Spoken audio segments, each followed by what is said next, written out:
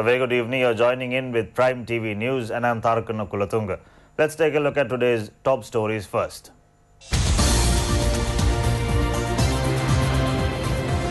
President clarified reasons for the dissolution of Parliament. Hearing of petitions against the dissolution of Parliament is postponed for tomorrow. JVP says the law should be enforced against Ranil Wickremesinghe. In headlines overseas, death toll in the California wildfires rises to 31.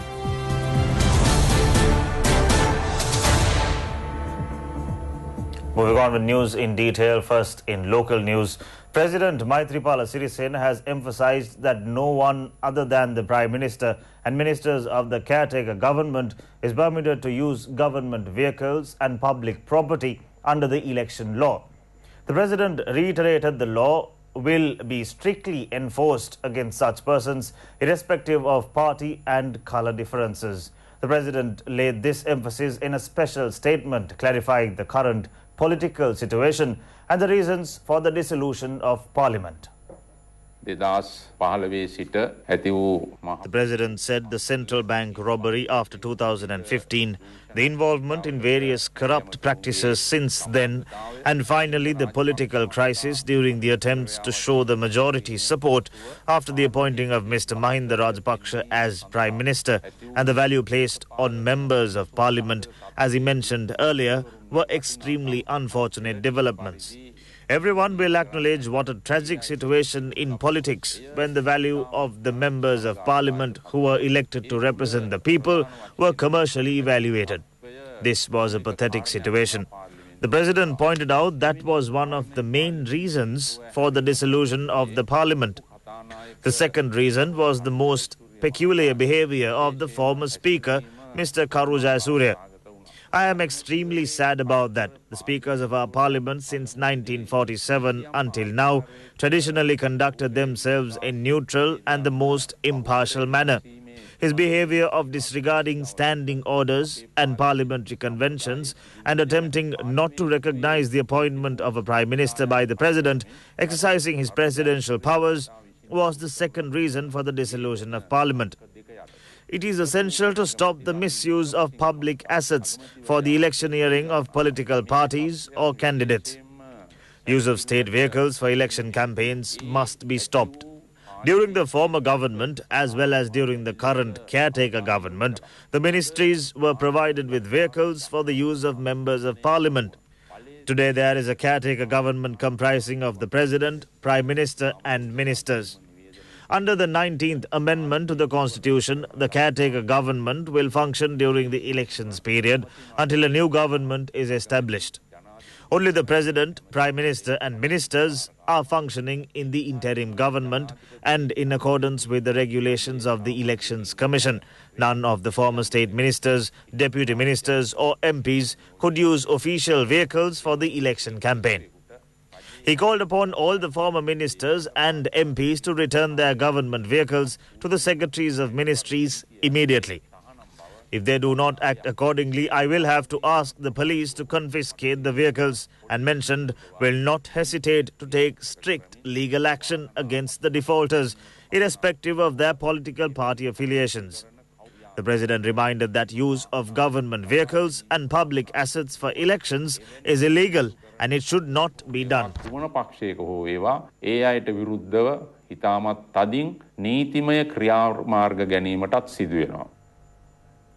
President Maithripala Sirisena undertook a sudden visit to the Mahaweli Authority and the National Gem and Jewellery Authority. The President engaged in a special discussion with senior officials of these institutions.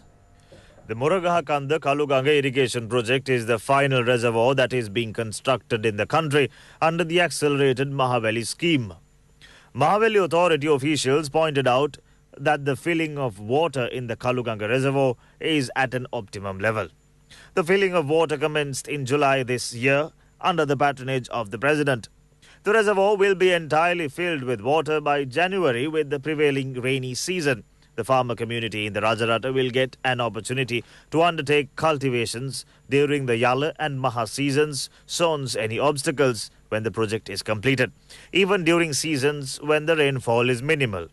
Interim industries such as the inland fishing industry, power and tourism have been launched under the Moragahakhanda Kaluganga irrigation project.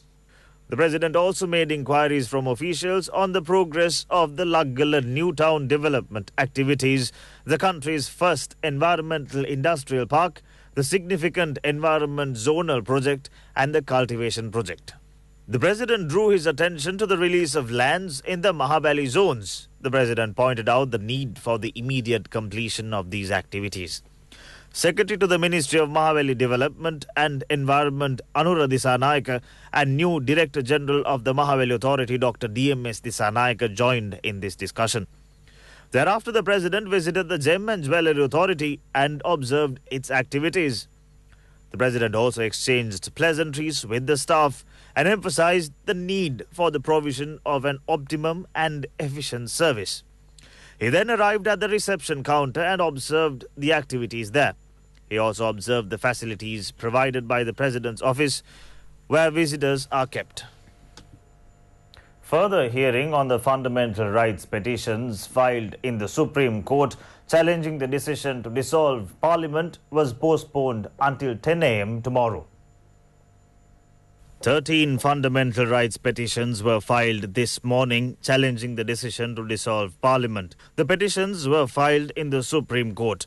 Several parties and individuals, including the United National Party, the Tamil National Alliance, the Janatha Vimukti Perabuna, the Sri Lanka Muslim Congress and the Centre for Alternative Policy. The petitions were taken up for hearing by a 3-judge bench headed by Chief Justice Nalin Pereira. Intervention parties made submissions against these petitions. Submissions were made by the petitioners and the intervention parties with respect to the petitions filed challenging the dissolution of Parliament from 2 p.m. today. On this occasion, the Attorney General came forward to make submissions. He said that he needed more time as he had not received instructions from the respondent parties. The Attorney General mentioned that this amounted to challenging a decision taken by the President. Expressing views on behalf of the intervention parties, Professor Channa Jayasumana said that an intervention party is scheduled to come forward in this respect. The Janatha Vimukti Perabuna has declared that the law should be enforced against Ranil Wickremesinghe for appointing Arjun Aloysius, who was engaged in the bond scam. This declaration was made by former JVP parliamentarian Nalinda Jayatissa. Nalinda Jayatissa was addressing a meeting held in the Watavala area in Hatton under the theme A Democratic Administration for the Building and Protection of the Country. He said that Ranil Wickremesinghe should be definitely driven away from the Prime Minister's chair. He was involved in the bond scam and no action was taken by February 27, 2015. The first respondent in this case was his best friend Arjun Mahendran. He fled to Singapore. He should be punished. Ranil Wickremesinghe, who appointed him as the central bank governor, should also be punished.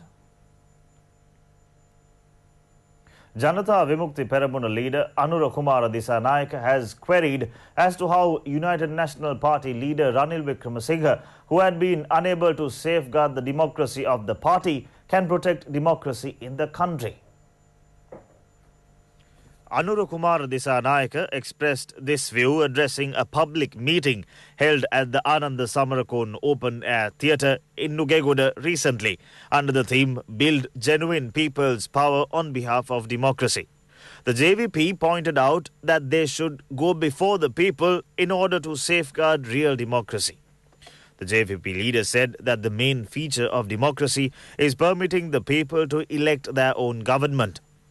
He said that those in the UNP had told Ranil Wickremesinghe to release some of the misappropriated funds from the bond scam for this purpose. It is in this manner that the Parliament has been made and the Prime Minister's post. If so, should the people of the country endorse it?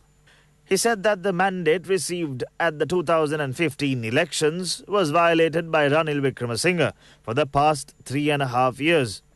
He is a leader who totally neglected the people's mandate.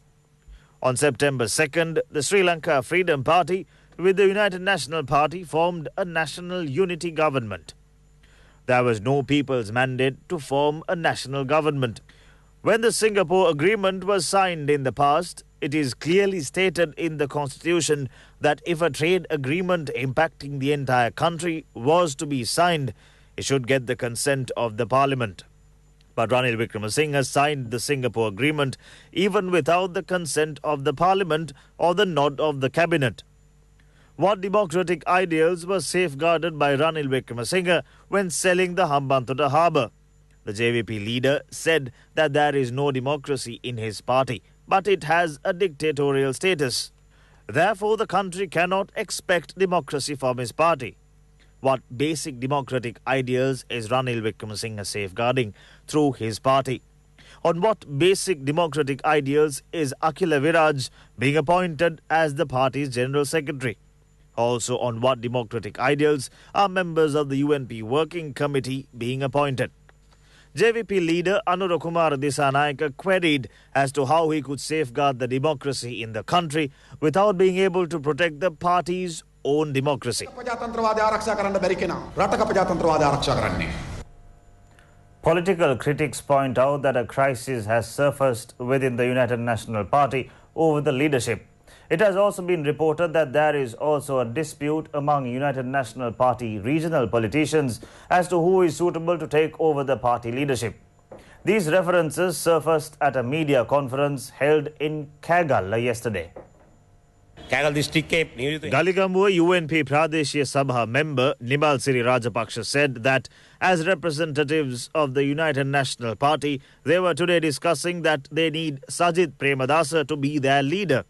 Opposition leader of the Dehiovita Pradeshiya Sabha, Arsha Kularatne, said that their message is that Sajid Premadasa should take over the leadership and lead the party to victory. The National Alliance for Lawyers Association claims that the President has the powers of dissolving Parliament according to the Constitution. Representatives of the association addressing a news conference held in Colombo said that they reject defining the Constitution, concealing certain sections of it. Attorney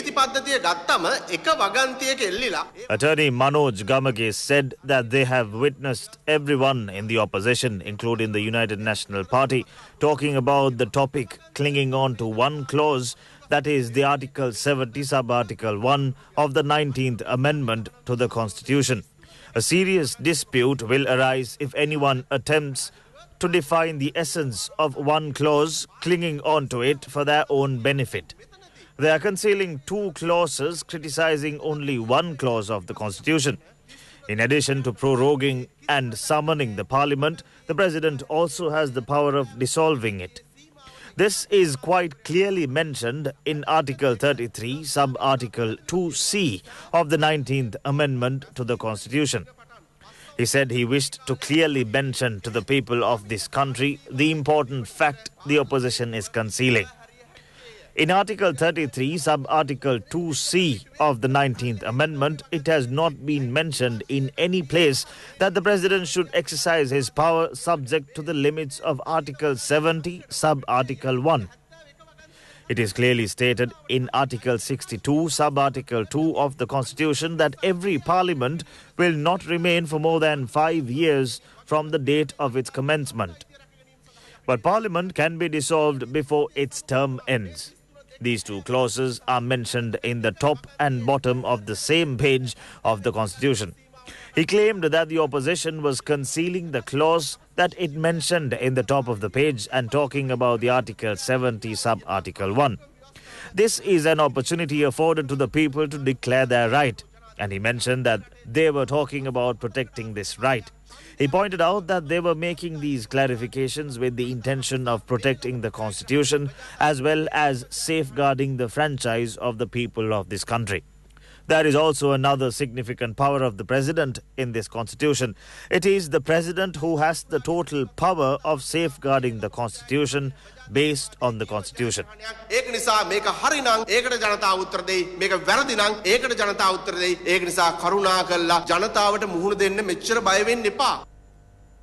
Minister Mahinda Amaravira has given instructions to the Department of Agriculture to grant compensation on behalf of paddy cultivations that were destroyed by the mite hazard. Many paddy lands in the Ampara and Polonnaru districts suffered massive losses in the Yalla season as a result of the mite hazard. 42,830 acres of paddy land are estimated to have been damaged in the Polonnaruwa district alone. Of this, 38,570 acres had suffered partial damages. In the meantime, 4,269 paddy cultivations have been totally destroyed due to the mite hazard. Minister Mahinda Amaravira have given instructions to officials of the Department of Agriculture to take initiatives to pay immediate compensation due to the damages caused to these cultivations. Meanwhile, an estimate is now being undertaken to the damages inflicted to cultivations as a result of the recent extreme weather conditions. The Department of Meteorology has reported that cyclone Gaja, moving over the central Bay of Bengal, is now located approximately 880 kilometers away from Kankasanture to the northeast of Sri Lanka. It has been projected that the cyclone is to intensify further into a severe cyclonic storm during the next 24 hours. Gaja is predicted to move westwards during next 12 hours and the west-southwestwards. The Met Department has advised the Navy and fishing communities around the Bay of Bengal to remain vigilant and refrain from heading out to sea. That is it on Prime News for tonight. Thank you for watching. For more updates, visit www.itnnews.lk. Good night.